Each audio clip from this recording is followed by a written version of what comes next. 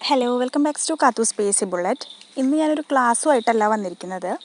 ഇപ്പോൾ PSC എങ്ങനെ പഠിച്ചു തുടങ്ങാം എന്ന് വിചാരിക്കുന്ന ഒരുപാട് പേരുണ്ട്. പ്രത്യേകിച്ച് ഈ ലോക്ക്ഡൗൺ കാലത്ത് എല്ലാവരും ബോറടിച്ചിട്ടൊക്കെ ഇരിക്കുമായിരിക്കും. ഇപ്പോൾ അവരുടെ വിദ്യാഭ്യാസം ഇപ്പോൾ കഴിഞ്ഞിരിക്കുന്നുണ്ടായിരിക്കും. അപ്പോൾ PSC പഠിച്ചാലോ എന്നാലോചിക്കുന്ന ഒരുപാട് പേരുണ്ടായിരിക്കും.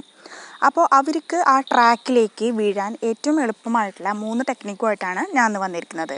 എൻ്റെ ചാനൽ ആദ്യമായിട്ട് കാണുകയാണെങ്കിൽ നിങ്ങൾ തീർച്ചയായിട്ടും ലൈക്ക് ചെയ്യുക, ഷെയർ ചെയ്യുക, സബ്സ്ക്രൈബ് ചെയ്യുക. സബ്സ്ക്രൈബിന് തൊട്ടടുത്തുള്ള ബെല്ലൈക്കൺ കൂടി ക്ലിക്ക് ചെയ്താലാണ് ഞാനിടുന്ന വീഡിയോസ് അതേസമയം തന്നെ നിങ്ങൾക്ക് നോട്ടിഫിക്കേഷനിലൂടെ ലഭിക്കുക. അപ്പോൾ നമ്മുടെ ടോപ്പിക് ഇതായിരുന്നു: എങ്ങനെയാണ് ഒരു തുടക്കക്കാരൻ PSCയെ അപ്രോച്ച് ചെയ്യേണ്ടത്. മെയിനായിട്ട് പറയുകയാണെങ്കിൽ 3 കാര്യങ്ങളാണ് നമുക്ക് ആവശ്യമുള്ളത്. 3 കാര്യങ്ങൾ. 2 റാങ്ക് ഫയലുകളാണ്. ഏതെങ്കിലും ഒരു റാങ്ക് ഫയൽ നമ്മുടെ കൈവശം ഉണ്ടായിരിക്കണം. ഞാൻ ഏറ്റവും കൂടുതൽ പ്രിഫർ ചെയ്യുന്നത് ടാലൻറ്റ്, ലക്ഷ്യ അഥവാ പ്രൈം.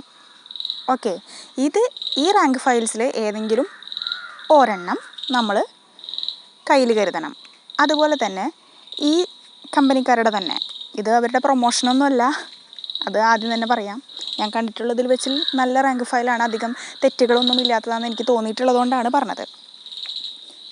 പിന്നെ ഒരു പ്രീവിയസ് ക്വസ്റ്റ്യൻ പേപ്പറിൻ്റെ റാങ്ക് ഫയലുമാണ് നമുക്ക് അത്യാവശ്യമായിട്ട് വേണ്ടത്. 3-മത്തെ കാര്യം ന്യൂസ് പേപ്പർ റീഡിംഗ് ആണ്. ഓക്കെ, കറണ്ട് അഫെയർസ് എന്നുള്ളൊരു വിഭാഗമുണ്ട്. എല്ലാവർക്കും മാർക്ക് പോകണ ഒരു കാര്യമാണ് കറണ്ട് അഫെയർ. അപ്പോൾ എന്നും ന്യൂസ് പേപ്പർ വായിക്കുന്നതിലൂടെ നല്ല വ്യത്യാസം നമ്മുടെ കറണ്ട് അഫെയർസിൽ ഉണ്ടായിരിക്കും. ഓക്കെ, കറണ്ട് അഫെയർ ആനുകാലിക വിവരങ്ങൾ മാത്രമല്ല, നമ്മുടെ GK കൂടി ഡെവലപ്പ് ആവാൻ നല്ലൊരു ഉപാധിയാണ് നമ്മുടെ ന്യൂസ് പേപ്പർ എന്നുള്ളത്. ഓക്കെ, നമ്മൾ ആദ്യം പ്രീവിയസ് ഇയർ ക്വസ്റ്റ്യൻ പേപ്പറിൻ്റെ റാങ്ക് ഫയൽ എടുക്കുക. അതിൽ 1-മത്തെ ക്വസ്റ്റ്യൻ പേപ്പർ എടുക്കുക. അതിൽ ഫസ്റ്റ് ക്വസ്റ്റ്യൻ, ഇപ്പോൾ ഫോർ എക്സാമ്പിൾ, രക്തം കട്ട പിടിക്കാൻ സഹായിക്കുന്ന വൈറ്റമിൻ ഏത് എന്നൊരു ചോദ്യമാണ് ഫസ്റ്റ് ക്വസ്റ്റ്യൻ എന്ന് വിചാരിക്കുക. എന്നിട്ട് അതിൽ ഓപ്ഷൻ ഉണ്ടായിരിക്കും: vitamin A, vitamin K, vitamin C, vitamin B1, അങ്ങനെ എന്തെങ്കിലുമൊക്കെ ഓപ്ഷൻസ് ഉണ്ടായിരിക്കും. അപ്പം നമ്മൾ വേഗം പോയിട്ട് റാങ്ക് ഫയൽ എടുക്കുക. ക്വസ്റ്റ്യൻ പേപ്പർ റാങ്ക് ഫയലല്ല, നമ്മുടെ ജനറൽ ആയിട്ടുള്ള റാങ്ക് ഫയൽ എടുക്കുക. വൈറ്റമിൻസ് എന്ന ടോപ്പിക്ക് പഠിക്കുക. അപ്പം നമ്മൾ ആ ഒരു ടോപ്പിക്ക് അവിടെ പഠിച്ചു കഴിഞ്ഞു. ഇനിയിപ്പോൾ 2-മത്തെ ചോദ്യം, റഷ്യൻ വിപ്ലവം നടന്ന വർഷം ഏത്, അതായിരുന്നു വിചാരിക്കുക. അപ്പം നമ്മൾ ഉടനെ തന്നെ റാങ്ക് ഫയലിൽ പോയിട്ട് ലോകത്തെ സ്വാധീനിച്ച വിപ്ലവങ്ങൾ എന്ന് പറഞ്ഞിട്ടുള്ള കാര്യങ്ങളുണ്ട് അല്ലേ. ഫ്രഞ്ച് വിപ്ലവം, അമേരിക്കൻ വിപ്ലവം, റഷ്യൻ വിപ്ലവം, അങ്ങനെ ഒരുപാട് വിപ്ലവങ്ങളുണ്ട്. ആ ഏരിയ പഠിക്കുക. ഇനി 3rd ക്വസ്റ്റ്യൻ എടുക്കുക. 3rd ക്വസ്റ്റ്യൻ എന്ന് പറയുന്നത് എന്തായിരിക്കാം? ഇപ്പോൾ മോൺട്രിയൽ പ്രോട്ടോക്കോൾ സൈൻ ചെയ്ത വർഷം, അങ്ങനെ എന്തെങ്കിലും ആണെന്ന് വിചാരിക്കുക. അപ്പോൾ നമ്മൾ വേഗം പോയിട്ട് പരിസ്ഥിതി പ്രശ്നങ്ങൾ, പരിസ്ഥിതി സംഘടനകൾ എന്നുള്ളൊരു ടോപ്പിക്ക് എടുക്കുക, അത് പഠിക്കുക. അപ്പോൾ ഇങ്ങനെ നമ്മൾ സെക്ഷൻ തിരിച്ച് ഓരോന്നോരോന്നായിട്ട് പഠിക്കുക. ഇതിലിനി ഇംഗ്ലീഷ് ഉണ്ട്, മാത്സ് ഉണ്ട്, മലയാളം ഉണ്ട്, അങ്ങനെ പല പല ടോപ്പിക്കുകളുണ്ട്. ഇപ്പോൾ അതിലിപ്പോൾ ഒരു അർത്ഥം, പര്യായം തുടങ്ങിയവയ്ക്കാണെങ്കിൽ നമ്മൾ ആ ക്വസ്റ്റ്യൻ വായിക്കുന്നു, അതിൻ്റെ ആൻസർ കണ്ടെത്തുക, എന്നിട്ട് പറ്റാവുന്നത്ര, ഇപ്പോൾ ഒരു ദിവസം 10 വെച്ചോ ഒക്കെ പര്യായങ്ങളും പഠിക്കാൻ ശ്രമിക്കുക. അപ്പോൾ ഇംഗ്ലീഷ്, മലയാളം തുടങ്ങിയിട്ടുള്ളത് അങ്ങനെ പഠിക്കാൻ ശ്രമിക്കുക. അപ്പോൾ അതിന് ശേഷം, അപ്പോൾ ഒരു ക്വസ്റ്റ്യൻ പേപ്പർ കഴിയാൻ നമുക്ക് കുറേ സമയമെടുക്കാം, ദിവസങ്ങളെടുക്കാം, എന്നാലും കുഴപ്പമില്ല. ഇനി അടുത്തൊരു ക്വസ്റ്റ്യൻ പേപ്പർ, ഈ ഒരു ക്വസ്റ്റ്യൻ പേപ്പർ ഫുള്ള് നമ്മൾ നന്നായി പഠിച്ചു എങ്കിൽ അടുത്ത ക്വസ്റ്റ്യൻ പേപ്പർ നമുക്ക് സോൾവ് ചെയ്യാൻ ഇത്ര സമയം പോലും വേണ്ടി വരില്ല.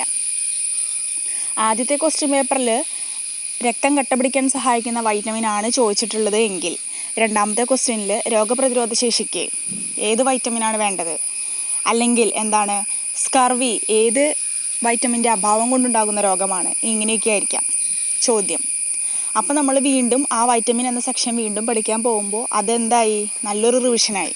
മാത്സ്, റീസണിങ് തുടങ്ങിയവയൊക്കെ ഒരേ പാറ്റേൺ ക്വസ്റ്റ്യൻസാണ് എപ്പോഴും ചോദിക്കാറുള്ളത്.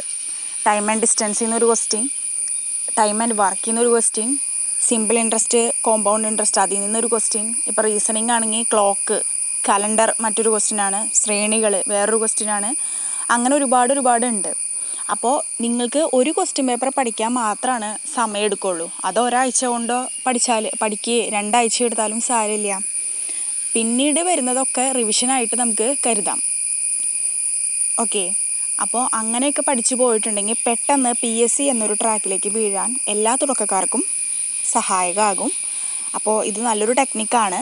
കൂട്ടത്തിൽ ഓൾറെഡി പറഞ്ഞതാണ് ന്യൂസ് പേപ്പർ റീഡിങ്. അത് വളരെയധികം ഇമ്പോർട്ടൻ്റ് ആയിട്ടുള്ളൊരു കാര്യമാണ്. അപ്പോൾ ഈ ഒരു കാര്യം പരിശ്രമിച്ചിട്ട് വിജയിച്ചിട്ടുള്ളൊരു കാര്യമാണ്. എല്ലാവർക്കും ധൈര്യമായിട്ട് ചെയ്യാൻ പറ്റുന്ന ഒരു ഏരിയയാണ്. അപ്പോൾ എല്ലാവരും ചെയ്തു നോക്കുക, എന്നിട്ട് നിങ്ങൾ കമൻറ്റ് ചെയ്യുക. ഓക്കെ, മറ്റൊരു ടോപ്പിക്കിൽ നമുക്ക് വീണ്ടും കാണാം. Okay, thank you.